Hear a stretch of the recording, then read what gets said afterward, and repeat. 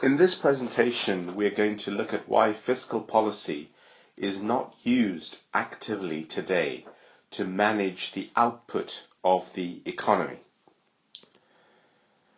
John Maynard Keynes, who was active in the 1920s but mainly in the 1930s, is recognized as the father of demand management. He is the economist who first proposed the active use of government spending to control the output of the economy and influence the level of employment in the economy. In other words, to keep unemployment down and output up. This active management was called demand management by Keynes. And basically, the principle of demand management was based on the fact that Keynes showed that the equilibrium of the economy could be at an output level which was well below the potential output of the economy, and that this output level, this level of real output, could remain at an equilibrium which was well below potential for a very long time without any kind of automatic correction. Under these circumstances, Keynes insisted that the government was the best agent in the economy to kickstart the economy by borrowing money and spending money, and thereby shifting the aggregate demand curve to the right. In fact, Keynes's philosophy and his beliefs were shown to be true when in 1939 the Second World War started and government spending increased dramatically in both the UK and Europe, in Germany and in the USA for the building of weapons. Soon afterwards, the economies of the UK and the USA started to grow again, and Keynes's policies were proved to be correct. When the economy is at an output level which is well below its potential, that is a time to use government spending actively in order to increase output and reduce unemployment. Keynes died in 1946, just after the end of the Second World War, and after his death, economists and politicians remembered his policies and continued to use them. From 1946 to the 1970s, government spending was successfully used to keep Y, output, close to its potential and unemployment low. So, in that period, when the output of the economy was felt to be above its potential, government spending was reduced. In other words, contractionary fiscal policy was tried. And when the level of the output was felt to be below its potential, government spending was increased. In other words, expansionary fiscal policy was tried. So between 1946 and 1970, it seemed as though fiscal policy could be used actively, both in a contractionary and in an expansionary way, to keep the GDP of the country close to its potential level. And this seemed to be the answer under all circumstances, when the output was above its potential and when the output was below its potential. But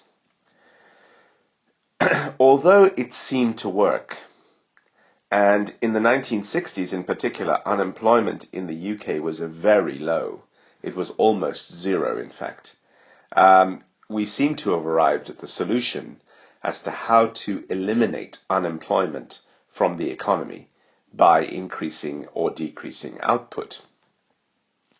However, even though the active demand management of Keynes seemed to be working and keeping the economy close to its potential, something happened in the 1970s that really changed everybody's mind about how good or how effective fiscal policy could be at keeping the economy close to its potential and keeping unemployment down.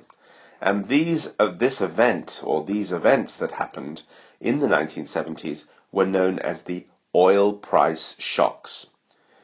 What happened is that the oil-producing countries, which were grouped together in an organization called OPEC, the Organization of Petroleum Exporting Countries, increased oil prices simultaneously, and particularly in 1973 and in 1979, when the oil price more than trebled or rose by three times in 1 year.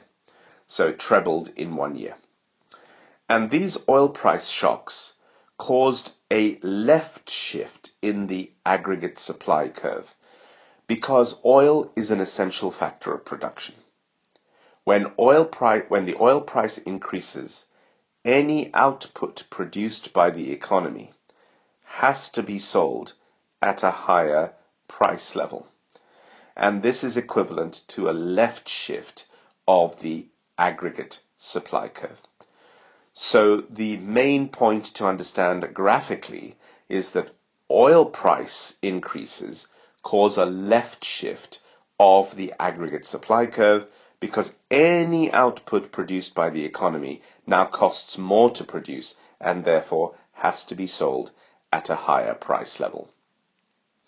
Now, this is called cost-push inflation, and the picture of cost-push inflation is shown here by a left shift in the aggregate supply curve.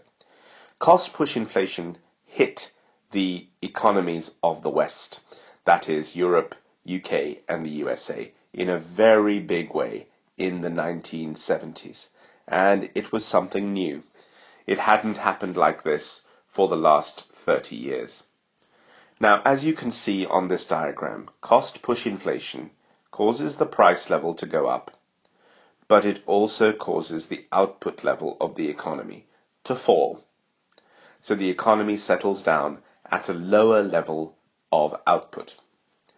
Now, when this happened, the policymakers in the West, in Europe, in the UK, and in the US, responded by doing exactly the same thing they had been doing up to then. In other words, they used active demand management. They increased government spending in order to shift the aggregate demand curve to the right and reverse the fall in the output. So if the output had gone down from Y0 to Y1, shifting the AD curve reversed the change and caused output to go back up to Y0 from Y1. However, because the aggregate supply curve had shifted to the left, shifting the AD curve to the right caused further inflation. It caused the price level to go up again. Now, this was the result of using Keynesian policies after a supply shock. So the supply shock was the left shift of the aggregate supply curve.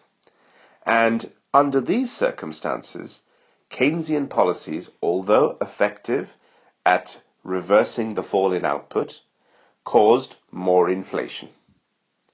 Now, as prices started to continue to rise, people's expectations of inflation changed. They believed that prices would now continue to rise for a long time, and they asked for higher wage increases, which increase the cost of production and means that any output has to be sold at a higher price. In other words, the use of Keynesian demand management policies in the context of a supply shock caused more cost-push inflation.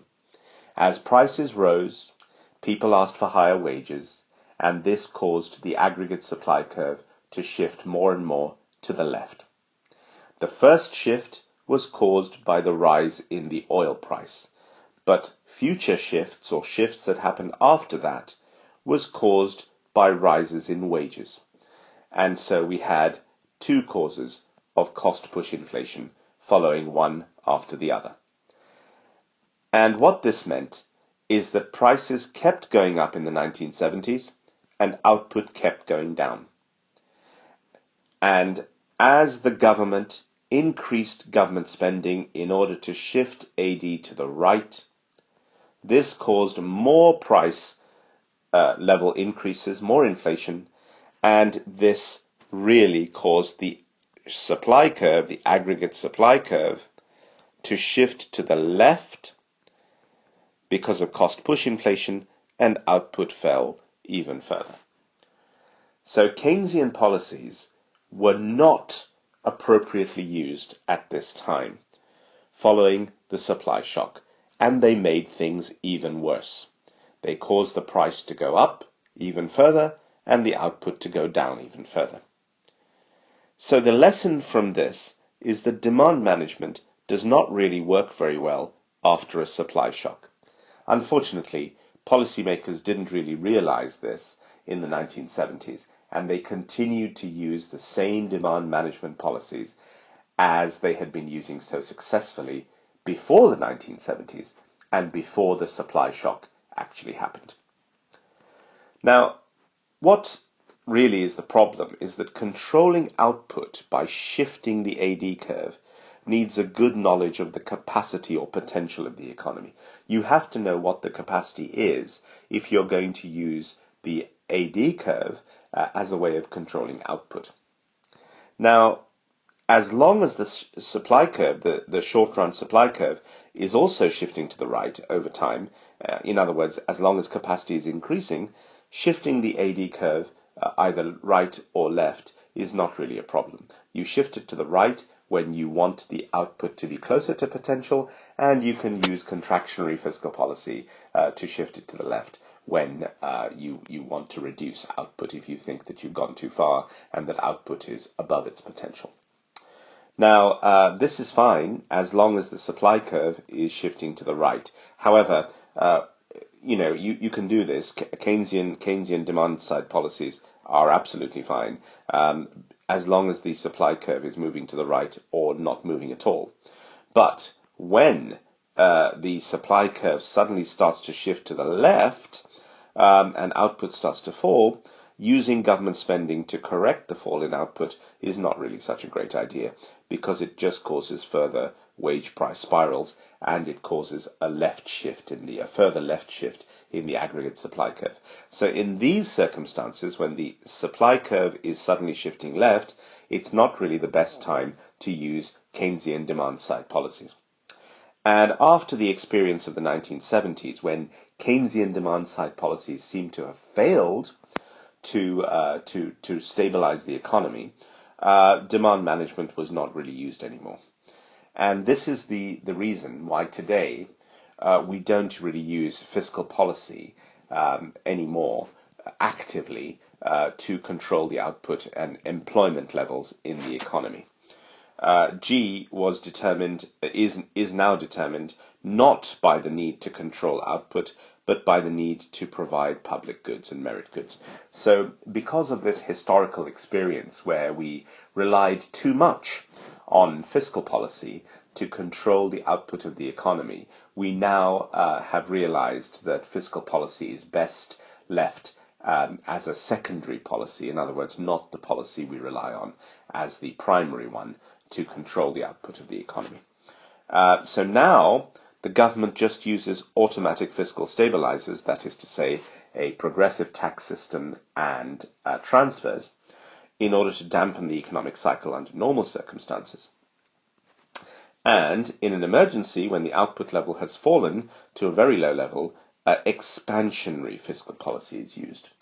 But we don't use expansionary and contractionary policy anymore in the same way we used to use it regularly to control the economic cycle. And the reason, as you can see from this presentation, is that the supply shocks of the 1970s really showed us that there are certain circumstances when it is very dangerous to use demand management actively, where demand management actually makes the situation worse. So that is the story of why fiscal policy occupies the passive role that it now occupies. It is no longer seen as the active method of controlling the output of the economy. It is now much more passive, and in fact, the main policy we use now to influence the economic cycle is monetary policy, which is the control of the interest rate, and that has now taken over as the primary policy of control. And fiscal policy, as we've said, is really only used when an emergency occurs in terms of a negative shock to the economy, which depresses the GDP below its potential.